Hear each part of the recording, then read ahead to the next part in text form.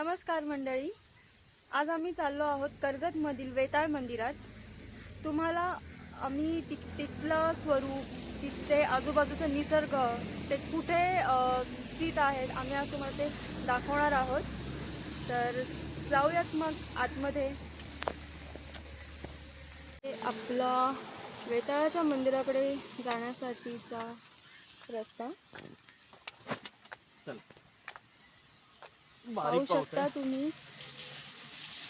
तो जो रस्ता तुम्ही बघताय हायवे, तो कर्जत खोपोली ला जाणारा आहे। बाजूला एक घराचं काम चालू आहे, कोणी दिसत नाही तिथे। रिसॉर्ट आहे, छान आहे वातावरण, त्यात मस्त रिमझिम असा पाऊस पडतोय। कधी ह्या साईडला आला तर नक्की भेट द्या। आपण हळूहळू आधी बघून घ्या जाऊया। कसं आहे, छान आहे। खूप असं निसर्गरम्य ठिकाणी हे मंदिर बनवलं गेलेलं आहे। हा आहे लाईटीचा भव्य टॉवर।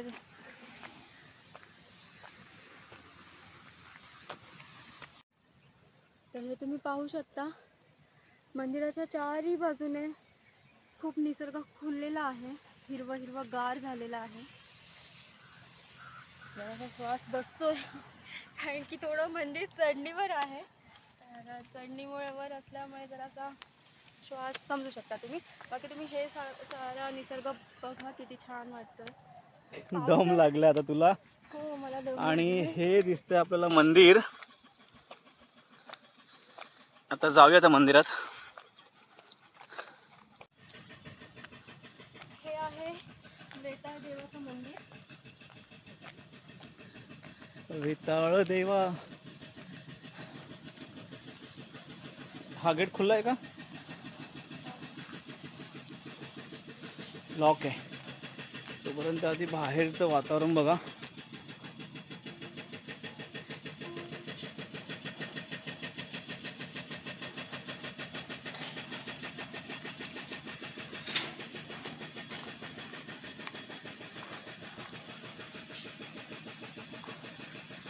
हे आहे आपलं वेताळ देवाचं मंदिर, वेताळ देवस्थान, भिसेगाव, कर्जत। इथे बोर्ड लिहिलेला आहे।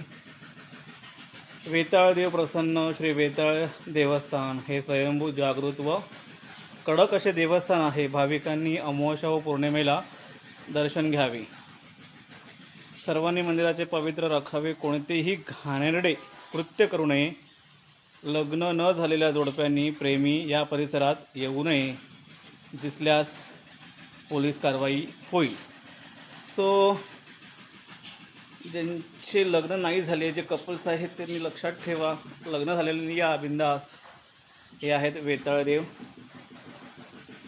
दर्शन घेऊ शकता। तर टाळा आहे इथे, आत जाऊ शकत नाही। हा इकडे स्पेस आहे ओपन, लहान मुलांना खेळण्यासाठी। हा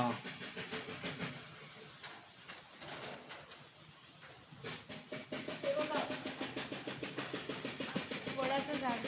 हा इथे वडाचं झाड आहे, पण काल आपण इथे यायला पाहिजे होतं वटपौर्णिमा करायला।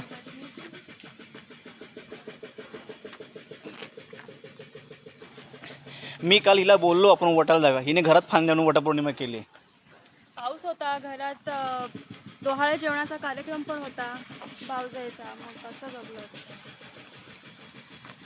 आणि ह्या टेकडीवरून हे वाव, किती आपलं सुंदर। कर्जत।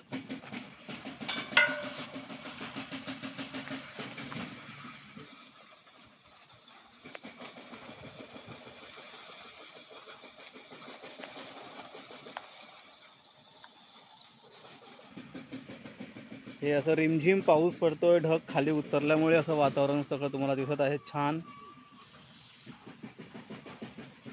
इकडे गेले झोपाळ्यावरती झाले।